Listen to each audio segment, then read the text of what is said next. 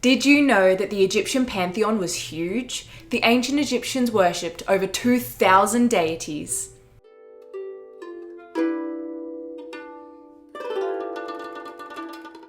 Hello and welcome to Ancient History Encyclopedia. My name is Kelly, and today we're going to explore the way religion was practiced in ancient Egypt and introduce the concept of the afterlife. The religion of ancient Egypt was vast and multifaceted, and I'm definitely not going to try and explain it all today, but introduce some of the main gods, the way that the Egyptians interacted with different gods, and introduce the concept of the afterlife. If you like this video, don't forget that the easiest way to support this channel is to give it a like and hit the subscribe button. Egyptian religion was more than the modern understanding of religion as the belief in a higher power and life after death. Back in ancient Egypt, religion incorporated practices and beliefs which people today would associate with mythology, science, medicine, spiritualism, psychiatry, magic, and herbology. Religion was based on the concept of universal harmony between people and their gods, emphasizing gratitude and relying on what we would call magic, personified by the god Heka. Heka was present in the act of creation and was the underlying principle for Egyptian religion. He was the power which enabled the gods to perform their functions and allowed human beings to commune with their gods. Religion was completely incorporated into the lives of the Egyptians, no matter their social class, and informed every aspect of their daily routine. The gods of ancient Egypt were perceived both as lords of creation and as familiar friends who were interested in helping and guiding the people. They were seen not as deities who lived far off in the heavens, but gods who lived amongst the people in their everyday interactions. Trees were considered homes for the gods and goddesses, and were associated with mothering, protection, and nurture. The goddess Maat was one of the most important goddesses in the Egyptian pantheon. Maat personified the concept of harmony, and people were expected to honor and uphold this principle and recognize that their actions affected others as well as the operation of the universe. By honoring the principle of Maat, or harmony, one would align themselves with the gods and with the forces of light against the forces of darkness and chaos, an important alignment for the soul when one passed on to the next life. Some of the most popular deities were Amun, Isis, Osiris, Horus, Bastet, Anubis, and Hathor, and they all had temples. Some other popular deities were Maat, Bes, the dwarf god of fertility, Heka, and Seshat, the goddess of writing and measurements. However, they did not have temples. Maat was invoked when they crowned a new king and legitimized his rule, Seshat at the opening of a new temple, and Heka and Bes to ward off evil spirits and to bring good luck. Religious festivals were a part of the daily lives of the Egyptian people, with some large festivals such as the beautiful festival of the Wadi for Amun and smaller festivals celebrated by towns or honouring lesser gods. All classes of Egyptian society would attend religious festivals: the poor, the wealthy, the ruling class, and the slaves, as religion was intertwined with everybody's lives. The ancient Egyptian clergy did not preach or conduct services, but were responsible for the god in the temple. Both men and women could be clergy, and often women were priestesses for female deities while men served males. Although this wasn't always the case, as can be seen with the god Amun, who was served by male priests and a powerful woman who held the title God's Wife of Amun and provided balance to the male high priest. Let's take a minute to introduce two of the most important and recognizable deities of ancient Egypt, Amun and Isis. Amun was the ancient Egyptian god of the sun and air, and was considered the lord of all, who encompassed every aspect of creation. Amun had been growing in power in Thebes during the Middle Kingdom of Egypt between 2040 and 1782 BCE. And after Ahmose I attributed his victory against the Hyksos to Amun, linking him to the sun god Ra, he became Amun-Ra, creator of the universe and king of the gods. In the New Kingdom, he became the most popular and widely venerated deity in Egypt, and many temples and monuments were constructed to him during that time. The goddess Isis, however, became the most popular and enduring Egyptian deity, whose worship extended as far as Europe.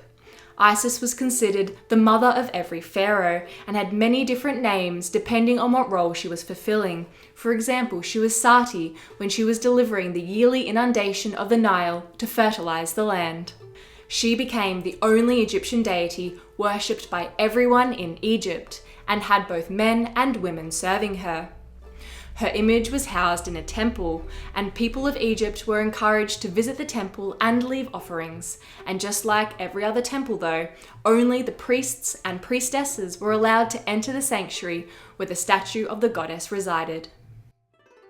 Ancient Egyptian society was a hierarchy strictly established by divine will, with the gods at the top and the people descending from upper class to lower class. This structure made sure that everyone knew their place in society and what their duties were, and on a daily basis dictated how people of different classes would address and interact with each other. Social mobility was not encouraged because Maat, the universal harmony, was believed to be reflected of this social structure and maintained the stability and balance. Just like the people, each god in the ancient Egyptian pantheon had their own specialty, and each god and goddess played an integral part in the people's everyday lives. This is why the choices of the pharaoh of the 18th dynasty of the New Kingdom, Akhenaten, upset the norms of the Egyptian socio-religious structure so greatly.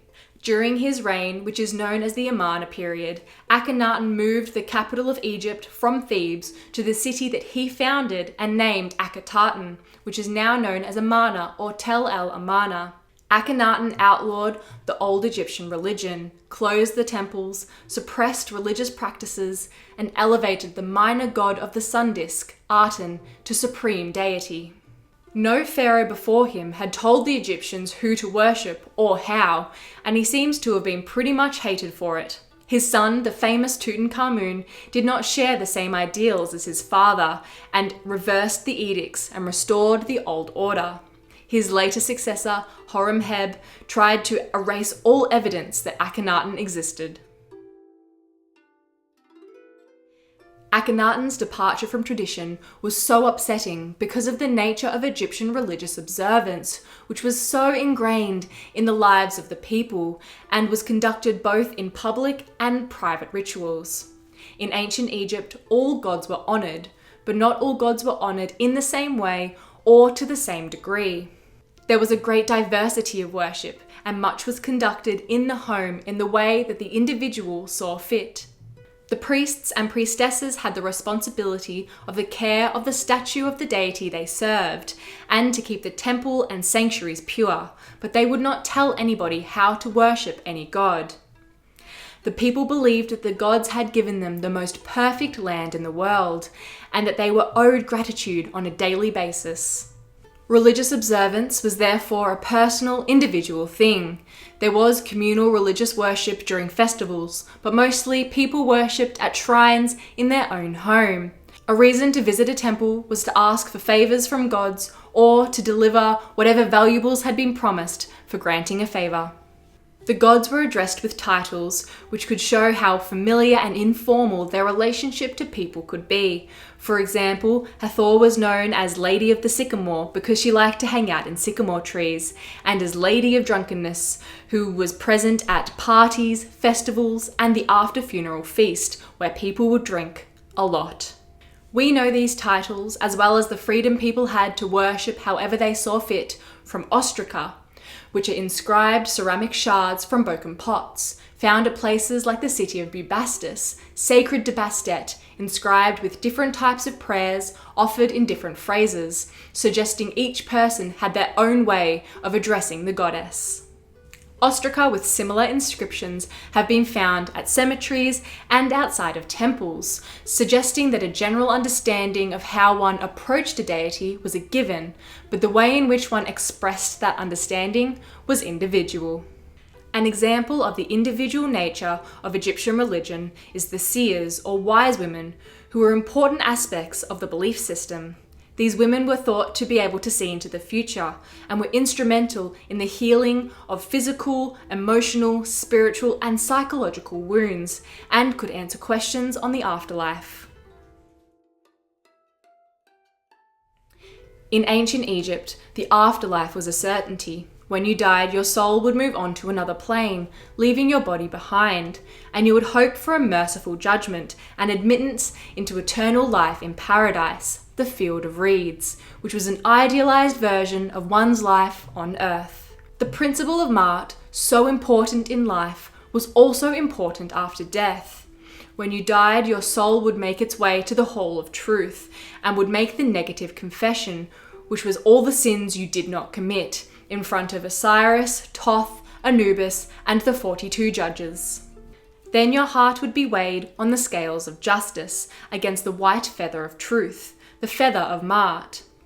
If your heart was lighter, you would continue to the Field of Reeds, but if it was heavier, it would be thrown to the floor and devoured by the monster Amut, which resulted in the soul's great death, or non-existence. The threat of non-existence was the greatest fear of the ancient Egyptians, and one's best chance at avoiding that fate was having a heart made light through gratitude.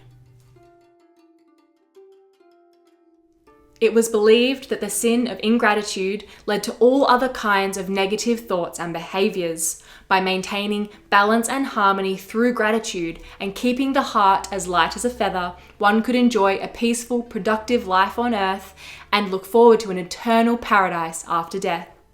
As you can see, religion played an important part in the civilization of ancient Egypt, as it defined the social hierarchy, legitimized the rule of the king, and formed the basis of social laws and social interactions. It also provided stability in life through the encouragement of harmony and balance, and provided comfort in dealing with mortality through the assurance of life after death. So, do you see any correlations between the ancient Egyptian religion and your faith? And do you think the Egyptians' vision of the afterlife influenced later visions of paradise after death? Let us know down in the comments below. If you liked this video, don't forget to give it a thumbs up and subscribe for more history videos. This video was brought to you by Ancient History Encyclopedia. For more great articles and interactive content, head to our website via the link below. Ancient History Encyclopedia is a not-for-profit organisation. If you'd like to support our work, hit the card just up in the corner or via the link below. Thank you so much for watching, and we'll see you soon.